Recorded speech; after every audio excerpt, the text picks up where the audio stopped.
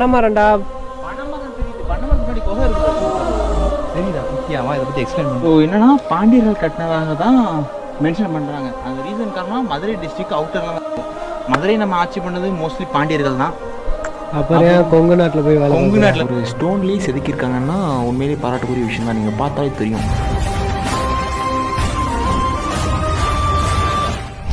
எனக்கு ஒரே ஒரு ஆசை தாங்க எப்போவுமே மைண்டில் ஓடிட்டு விஷயம் போகும்போதெல்லாம் போடுகிறா. அதுல வாழ்க்கைக்கு முன்னேறும். அது ஃபர்ஸ்ட் உருப்படும் நீங்க நினைக்கிறீங்க. அவன் கிடக்குறான். நல்லா இருக்கு. நானும் கொஞ்ச நேரம் அமைதியாக வாழை சுருட்டிட்டு வரலாம் தான் பார்க்குறேன், பட் முடியல. நம்மளாம் இனிமேல் ட்ரெக்கிங்கே நான் பிளான் பண்ணிட்டு இருக்கேன்.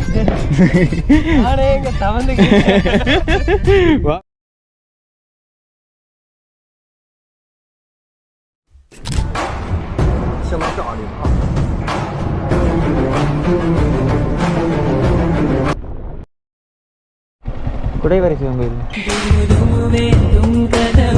குடைவரை சிவன் கோயில் எவ்வளோ பேர் இந்த பேரை கேள்விப்பட்டிருப்பீங்கன்னு தெரியல. ஸோ நம்ம பாண்டிய மன்னரால் கட்டப்பட்ட ஒரு கோவில் தான். இப்போ அங்கே தான் நம்ம போய்கிட்டு இருக்கோம். இந்த கோவிலோட எக்ஸாக்ட் லொக்கேஷன் நம்ம அரிட்டாபட்டி மதுரை நியர்பையில் தான் இருக்குது. எக்ஸாக்ட் லொக்கேஷன் நான் கவுண்ட் பஸ்ஸில் பின் பண்ணி வைக்கிறேன்.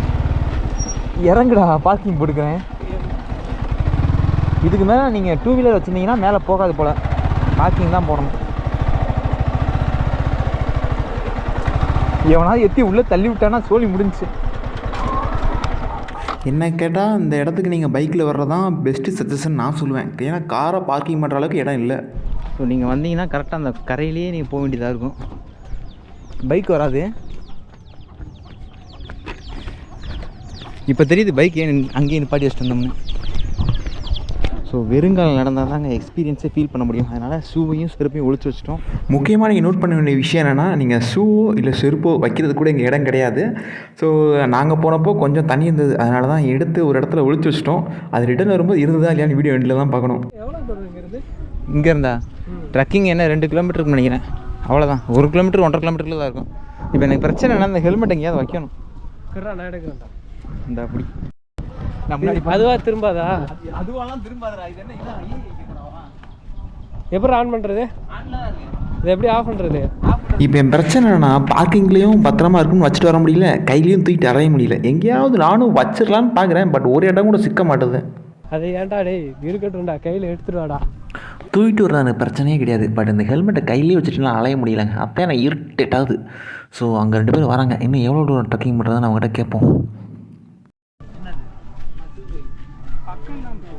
நமக்கு முன்னாடி இருக்க அந்த ரிவர் மலை அதை தாண்டி முடித்தா கோயில் ரீச் பண்ணிடலாம். பட் அதுக்கு முன்னாடி இந்த ஹெல்மெட்டை நான் எங்கிட்டாவது எங்கிட்டாவது சோரி வச்சுட்டு வரேன். அதை தூக்கிட்டே என்னால் தெரிய முடியாது. சரி, தேவையில்லாத வேலை பார்க்காத. இப்போ தான் இழப்பா நீ. அவன் கிடைக்கான், நம்ம வைப்போம், நம்பிக்கை தானே எல்லாம். நீ இழந்துருவாடா. வாடா, எவனும் எடுக்க மாட்டாங்க. ஓகே, இப்போ தான் கொஞ்சம் நிம்மதியாக இருக்குது. ஹெல்மெட்டை பாதுகாப்பாக மரத்தில் சொருகி வச்சாச்சுங்க. ஸோ நெக்ஸ்ட்டு ட்ரக்கிங் ஸ்டார்ட் பண்ண வேண்டியதான். நீங்கள் ட்ரக்கிங் பண்ண வேண்டியது ஒரு 2 கிலோமீட்டர், அப்ராக்சிமேட்டாக 2 கிலோமீட்டர் இருக்கும். அவ்வளோ லாங்லாம் இருக்காது. நீங்கள் அந்த ஹில்ஸை ஏறி இறங்கினா போதும். நெக்ஸ்ட்டு கோயில் தான், அதை நீங்கள் எக்ஸ்ப்ளோர் பண்ணணும். நான் உங்களுக்கு எக்ஸ்ப்ளோர் பண்ணி போடுறேன். இப்படிடா அப்படி வச்சு நீ தள்ளுறா, நான் பார்த்துக்கிறேன். அதை நாங்கள் பார்த்துக்குறோம். நீ இப்போ பாரு ஆன்லையா இருக்கு.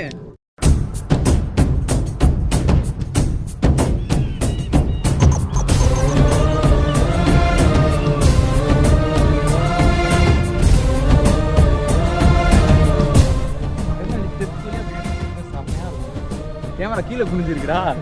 அதான்டா பாதை தெரிய வேணாமா? பாதை தெரிய வேணாமா? நல்லா இருக்குடா. அதுல வாழ்க்கைக்கு முன்னேறும். அது ஃபர்ஸ்ட் உருப்படும் நீங்க நினைக்கிறீங்க. அவன் கிடக்குறான். நல்லா இருக்கு. நானும் கொஞ்ச நேரம் அமைதியாக வாழை சுருட்டிட்டு வரலாம் தான் பார்க்குறேன், பட் முடியல. எங்கே போனாலும் இந்த குரங்கு சட்டையை மட்டும் விட முடியலங்க. நானும் கண்ட்ரோல் பண்ணலாம் தான் நினைக்கிறேன், பட் முடியல. டேய் பனைமரம்டா. பனைமரம் தெரியுது, பனைமரத்துக்கு முன்னாடி குகை இருக்கு பாரு.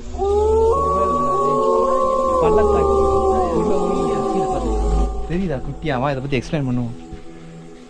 ஆனால் நான் தாண்டா தல்றா, ஒரு ஆள் தான் போக முடியும். கேமராமேனுக்கு வழி விடுறா. போயிட்டு செத்துறாத. இல்லை எதுவும் பாஞ்சிடாமல அதையும் பார்த்துக்க. இங்கே இது ஜூம் பண்ணு கேமராமேன். போகிறோம் நைட்டு தூங்குறதுக்கு வச்சிருக்காங்க பாரு. சித்தர்கள் தங்கிட்டு இருக்காங்க நினைக்கிறேன். போர் வச்சிருக்காங்க. நைட் டைம் தூங்கும்போது கொசு கடிக்கும்லடா. இங்க வந்து பச்சை கலர் போகுது. இங்க வந்து பாரு, போர்வை காமிடா. லைட் வச்சுல பச்சை கலர் போர்வை வச்சிருக்காரு சித்தர்கள் தூங்குறதுக்கு. பாரு பச்சை கலர்னா என்ன? முருகன் பக்தா யாரோ.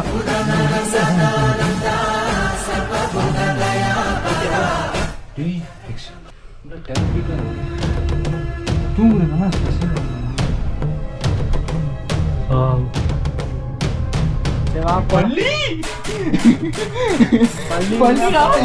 எனக்கு பள்ளினா பயம். பள்ளினா பரவாயில்ல, பாம்புக்கு பயம். கட் பண்ணிட்டு நான் பாத்துக்கிறேன்டா. எங்க எடுக்கணும் எங்க வைக்கணும் எனக்கு. உங்களோட அவுட்புட்ல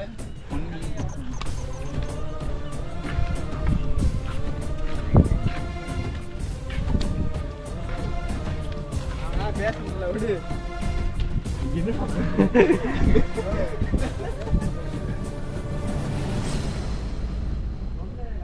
வியூ எப்படி இருக்குன்னு பார்க்கலாம்டா.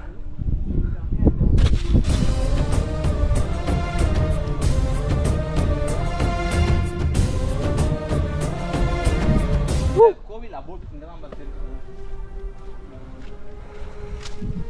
Rock cut Siva temple அரிட்டாபத்தி. எக்ஸ்பிளைன் பண்றேன்.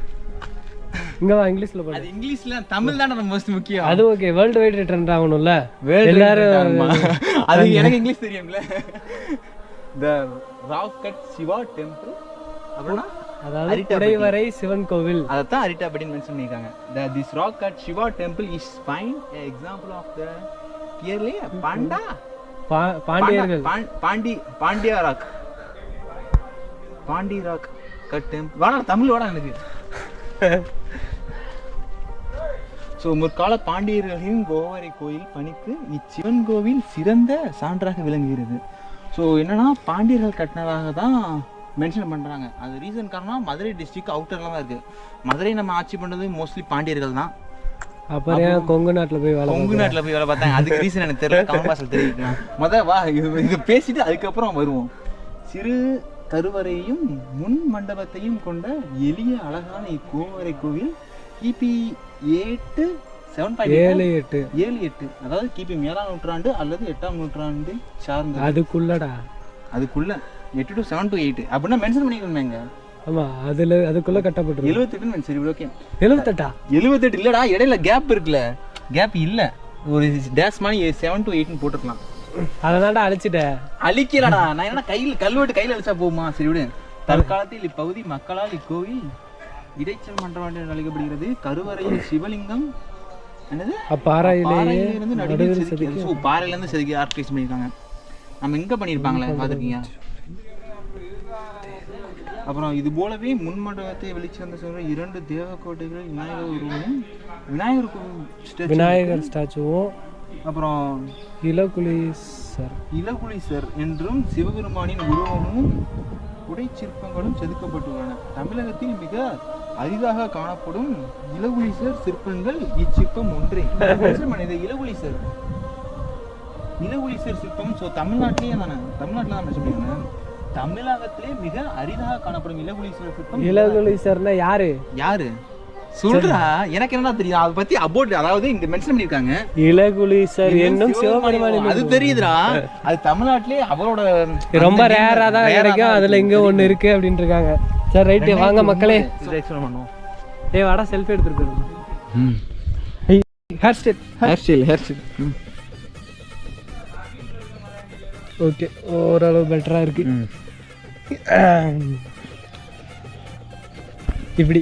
இப்படி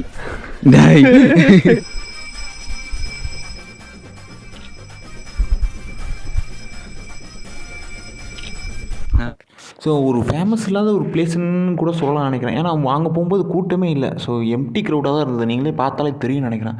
ஸோ உங்களுக்கு காமிக்கிறேன் பாருங்கள். அதாவது தஞ்சை பெரிய கோயில்ன்றது ஒரு பெரிய ஆர்கிடெக்சர். அது சோழர்கள் கட்டினது, இது பாண்டியர்கள் கட்டினது.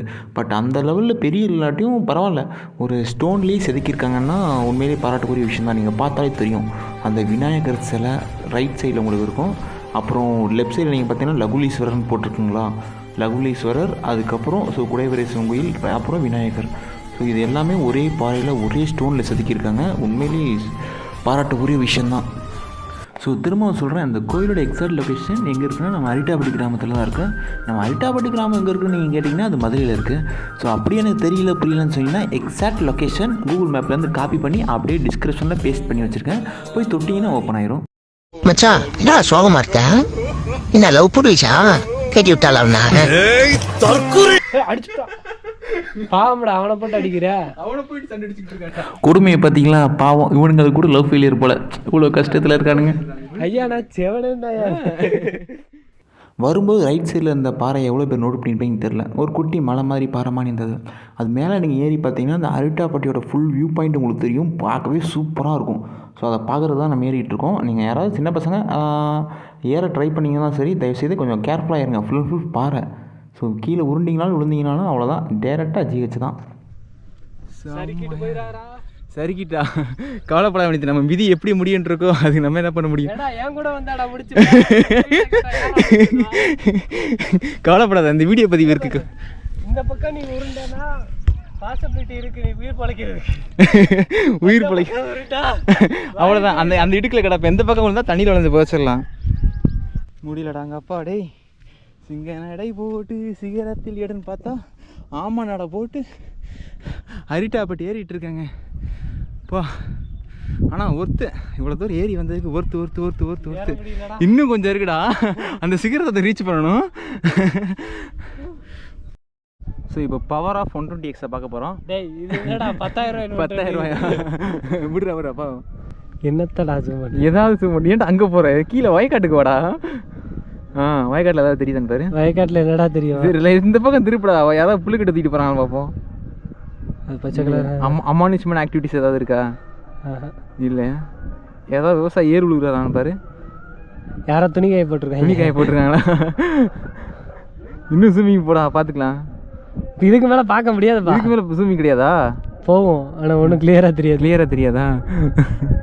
வேற எங்க அந்த கொக்கு பறக்குது பாரு. அந்த கொக்கா? அந்த கொக்கு தான்.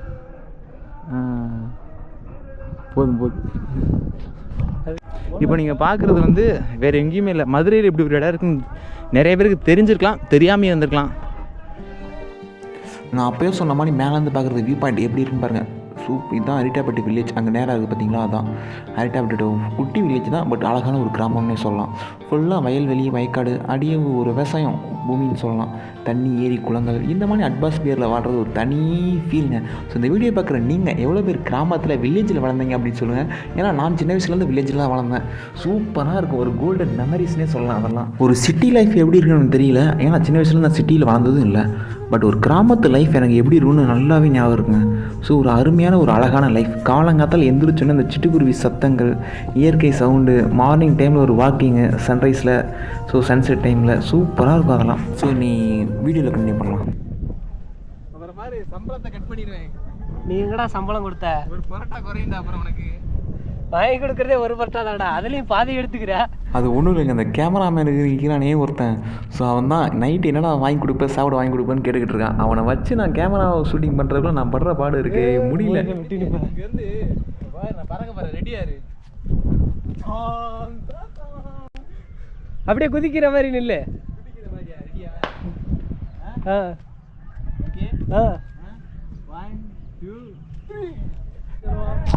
எனக்கு ஒரே ஒரு ஆசை தாங்க, எப்போவுமே மைண்டில் ஓடிட்டு இருக்க ஒரு விஷயம். இது போகும்போதெல்லாம் பொண்ணுங்கள்லாம் கிடையாதுடா, சோட வைக்காடா எப்போ பார்த்தாலும். அப்படிலாம் இல்லைடா, என் மைண்ட் உயரமான இடத்துக்கு போகும்போது பறக்க முடியுமா அப்படின்றதான் என்னோட ஒரு திங்கிங். அது எந்த கோயிலோட சித்தர் பிறந்தார்? அட்டமா சித்திகளை கம்ப்ளீட் பண்ண முடியுமா? 7 சக்கரத்தை ஒரே நேர்கோட்டில் கொண்டு வந்தால் முடியுமா? ஏரோப்ளேன் இல்லை, ரியாலிட்டியா?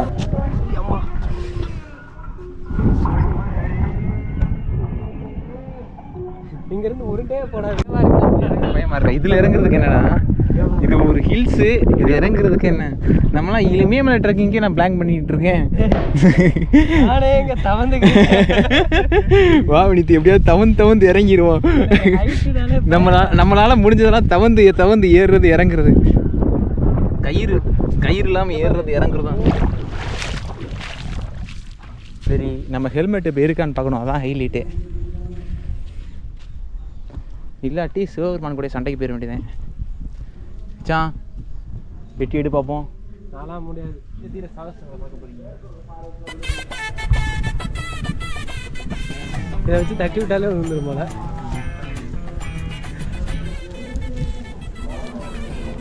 ஒரு பர்சன்ட் தான்டா சார்ஜ் இருக்கு. 1% அதுக்குள்ள எடுக்கணும். டான் டான் டான் டான். ஐயோ ஒரு வழியாக நம்மளோட பயணம் முடிவுக்கு வருது. இதுக்கப்புறம் அடுத்த பயணத்தில் சந்திக்கலாம்.